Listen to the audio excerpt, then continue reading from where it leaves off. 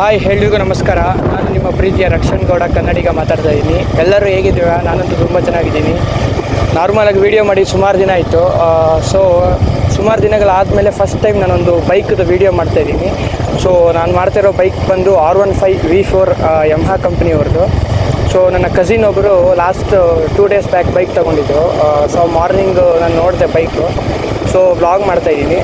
So R15 ಬಗ್ಗೆ details ಹೇಳಬೇಕಂತಿಲ್ಲ, ನಾರ್ಮಲಾಗಿ ಎಲ್ಲರಿಗೂ ಗೊತ್ತು. ಬಟ್ ಆದರೂ ಕೂಡ ಈ ಗಾಡಿ ಬಗ್ಗೆ ಹೇಳಬೇಕು ಅಂತಂದರೆ, ಇದು 125cc ಬೈಕು R15 V4. ಇದರಲ್ಲಿ 2 ಟೈಪ್ಸ್ ಆಫ್ ಬೈಕ್ ಇದೆ. ಮೋಸ್ಟ್ಲಿ ಕಲರ್ ಮೇಲೆ ಡಿಪೆಂಡ್ ಆಗಿರುತ್ತೆ. ಬಟ್ ಈ ಬ್ಲೂ ಕಲರ್ಗೆ ಇಂಜಿನ್ CC ಬಂದು 125cc ನಾನು ಹೇಳ್ದಂಗೆ. ಮತ್ತು ABM ಎರಡು ಮುಂದೆ ಮತ್ತು ಹಿಂದೆ 2 2 ವೀಲ್ಸ್ಗೂ ಕೊಟ್ಟಿದ್ದಾರೆ. ಮತ್ತು ಸ್ಟ್ಯಾಂಡ್ ಹೇಳ್ಬೇಕಂದ್ರೆ ನಾರ್ಮಲಾಗಿ ಕ್ಯಾಶುವಲ್ ಆಗಿದೆ. ಮತ್ತು ಸೀಟಿಂಗ್ ಕೆಪಾಸಿಟಿ ಬಂದು 2 ಮೆಂಬರ್ಸ್, ನಿಮ್ಗೆ ಗೊತ್ತಿರೋ type KTM R15 normal super ಬೈಕ್ಸ್ಗೆಲ್ಲ ಅದೇ ಸೇಮು.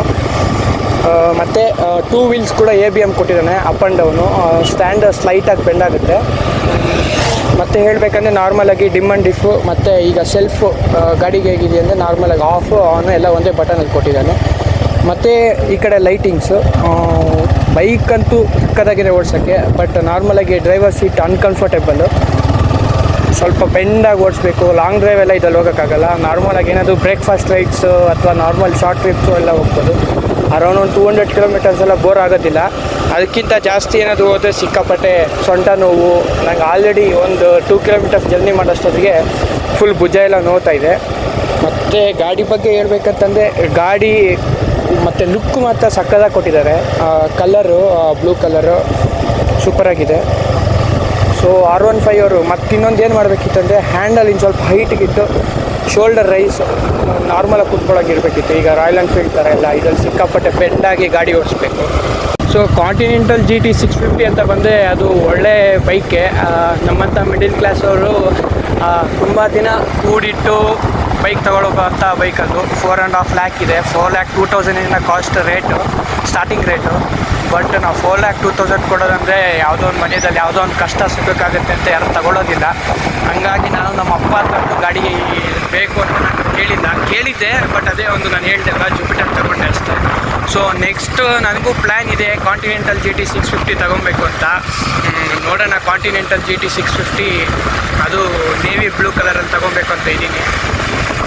ಸೊ ಮತ್ತು R15 ಬಗ್ಗೆ ಹೇಳ್ಬೇಕಂದ್ರೆ ನಾನು ಕಾಸ್ಟ್ ಹೇಳೋದು ಮರ್ತೋದೆ. ಸೊ ನಮ್ಮ ಕಸಿನ್ಗೆ ಬಂದು ಕಾಸ್ಟು 2,42,000 ಬಿತ್ತು R15 V4 ವಿತ್ ಒಂದು ಹೆಲ್ಮೆಟ್ ಕೊಡ್ತಾರೆ. ನಾರ್ಮಲಾಗಿ ನೀವೇನಾದರೂ R15 V4 ತೊಗೊಬೇಕು ಅಂತಂದರೆ R15 V4 ಎಲ್ಲ ಬೇರೆ ಯಾವ ಗಾಡಿನೇ ತೊಗೊಬೇಕಾದ್ರು ಶೋರೂಮಲ್ಲಿ ಹೇಳ್ತಾರೆ, ನಮಗೆ ಇದು ಏನಪ್ಪ ಹೆಲ್ಮೆಟ್ ಬರೋಲ್ಲ ಫ್ರೀ, ನೀವು ಹೆಲ್ಮೆಟ್ಟು ವಿತ್ ಎಕ್ಸ್ಟ್ರಾ ಕಾಸ್ಟ್ ಕೊಟ್ಟು ತೊಗೋಬೇಕು ಅಂತ.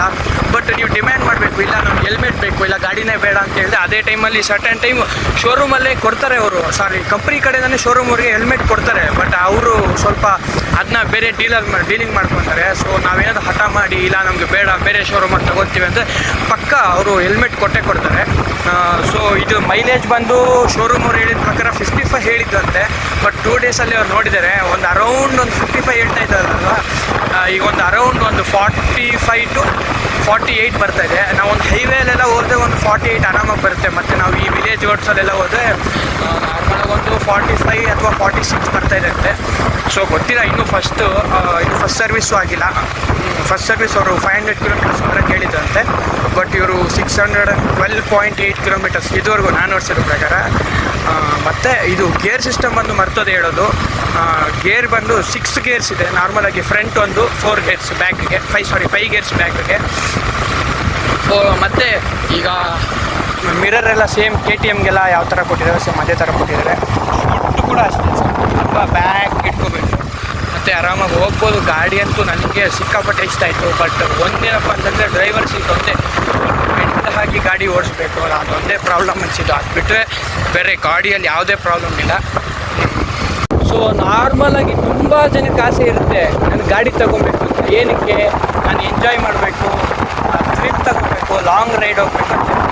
ನಾವು ಯಾವತ್ತೇ ಆಗಲಿ ಗಾಡಿ ತಗೊಳ್ಳೋದು ಕಷ್ಟಪಟ್ಟು ತೊಗೊತೀವಿ. ಅದು ನಾವು ಶೋಕಿಗೆ ತಗೊತೀವೋ ಎಂಜಾಯ್ ಮಾಡೋಕ್ಕೆ ತಗೊತೀವೋ ಅಂತಲ್ಲ, ಕಷ್ಟಪಟ್ಟು ತಗೊಂಡಾಗ ಸೇಫಾಗಿ ಯೂಸ್ ಮಾಡಬೇಕು. ಕೆಲವು ತಗೊಂತಾರೆ ಬೇರೆ ಗಾಡಿ ಓಡಿಸ್ತಾರೆ, ಹೋಗಿ ಸೇಫ್ಟಿ ಒಂದು KTM ಮತ್ತು R15 ಅನಿಸುತ್ತೆ. ನಾನು ಲಾಸ್ಟ್ ಟೈಮ್ ಬೆಂಗಳೂರಿಗೆ ಹೋಗಿ ಬರಬೇಕಾದ್ರೆ ಟೋಲತಾನೆ ಗಾಡಿ ಎಲ್ಲ ಹೋಗ್ತಿದ್ದೆ ಬೆಂಗಳೂರಿಗೆ. ಸೊ ನೈಟ್ ಬರೋದು 11:30 ಆಯಿತು. ಸೊ ಬೈಕ್ ಎತ್ಕೊಳ್ತಿದ್ದು ಪೆಟ್ರೋಲಾಗಿ ಹೋಗಿತ್ತು ಗಾಡಿಯಲ್ಲಿ. ಸೊ ಪೆಟ್ರೋಲಾಗಿ ಹೋಗಿದ್ದು ಏನಪ್ಪ ಮಾಡೋದು, ಪೆಟ್ರೋಲ್ ಬಂದ್ಬಿಟ್ಟು ಅವ್ರು ಯಾರೋ ಹುಡುಗಿ ಒಂದು R15 ಕೊಟ್ಟಿದ್ದಾರೆ, ಅವಳೇ ಡ್ರೈವ್ ಮಾಡ್ತಿದ್ರು, ಇನ್ನೊಂದು ಹುಡುಗ KTM.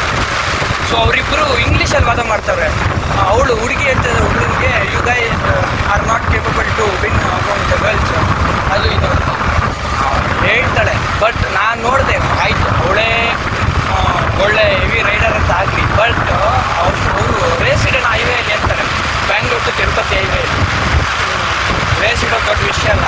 ಅವಳು ಒಂದು ಗ್ಲೌಸ್ ಹಾಕಿಲ್ಲ ಕೈಗೆ, ಹೆಲ್ಮೆಟ್ ಹಾಕಿಲ್ಲ. ನಾವು ಗಾಡಿ ಎಷ್ಟೋ ಕಷ್ಟಪಟ್ಟು ತೊಗೊಂಡಿರ್ತೀವಿ, ಶೋಕಿಗೆ ತೊಗೊಳ್ತೀವೋ ಅಥವಾ ಏನಕ್ಕಾದ್ರೂ ತೊಗೊಂಡಿದ್ವಿ, ದುಡ್ಡು ಕೊಟ್ಟು ಕಷ್ಟಪಟ್ಟು ದುಡ್ಡು ತೊಗೊಳ್ತೀವಿ ಗಾಡಿನ, ಸೇಫ್ಟಿ ಹಾಕಿಲ್ಲ ಏನಿಲ್ಲ. ಸೊ ನಾವೇನೋ ಗಾಡಿ ಸ್ಪೀಡಾಗಿ ಹೋಗಿ ಗಾಡಿ ಹೊಡೆದು ಕೆಳಗಡೆ ಬಿದ್ವಿ. ಗಾಡಿ ಹೊಡೆದ್ರೆ ಹಾಳಾಗೋಗಿ 4 ಲಕ್ಷ 10 ಲಕ್ಷ 20 ಲಕ್ಷ ಸಂಪಾದಿಸಿ ಕಷ್ಟಪಟ್ಟು ತೊಗೊಂಬಂತೆ ಜೀವ ಹೋದರೆ ವೇಸ್ಟ್. ಅದಕ್ಕೆ ನೀವು ಆದಷ್ಟು ಹೆಲ್ಮೆಟ್ಟು, ಗ್ಲೌಸ್, ಶೂಸು ಎಲ್ಲ ಸೇಫ್ಟಿ ಹಾಕ್ಕೊಂಡು ಗಾಡಿ ಓಡಿಸೋಕ್ಕೆ ಟ್ರೈ ಮಾಡಿ. ಸೊ ಇಷ್ಟು ಹೇಳ್ಬೋದು. ನೋಡೋಣ ನಾವು ಈಗ ಎಷ್ಟು ಸ್ಪೀಡ್ ಹೋಗುತ್ತೆ ಅಂತ.